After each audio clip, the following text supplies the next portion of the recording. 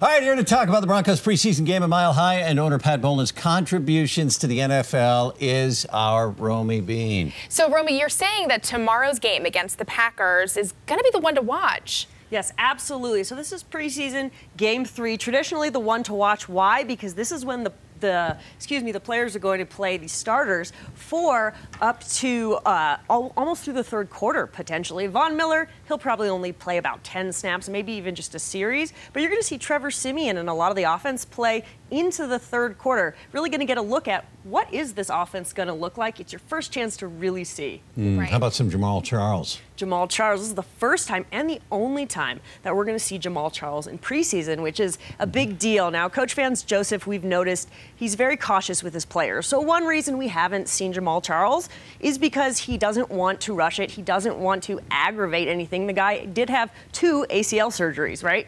But this will be the game, Vance Joseph said, Jamal Charles' chance to show what he's got and really earn a roster spot. Now, we're also talking about Pat Bowlen, his contributions not only obviously to the Broncos, but to the league.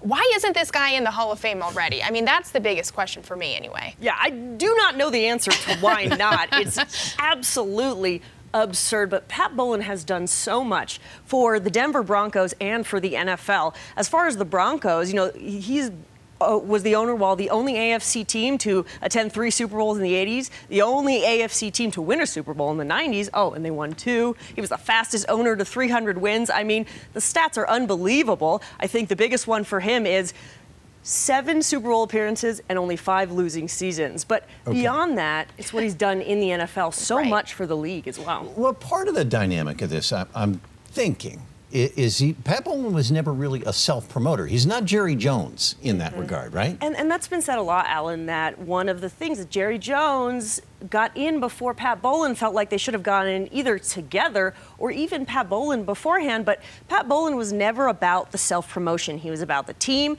He was about the NFL, whereas Jerry Jones has made a career out of being a lot more public. And people are saying that kind of helped Jerry to get in before Pat Bowlen. So when would we find out if he is indeed going to be in the Hall of Fame? We will find out anytime between 10 and 2 today. So the selection committee is meeting, depends how long they debate it for. There are a lot of other qualified candidates, but I truly believe Pat Bowlen is the next one up. There are great candidates, but they should go in after Pat Bowlen. Yeah, I mean, it should be over by 10:01. Absolutely. I mean, Sunday Night Football exists because of Pat Bowlen, and it is the most watched TV program in the country. Well, I don't think that the Hall of Fame is an accurate representation of NFL history if Pat Bowlen is not there.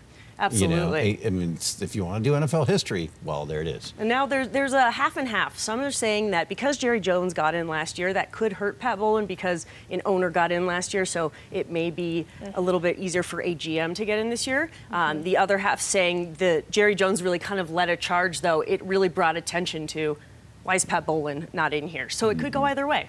Right. All right. Well, we'll be keeping an eye on it. I know you will, too. Yes, absolutely. Thanks, Romi.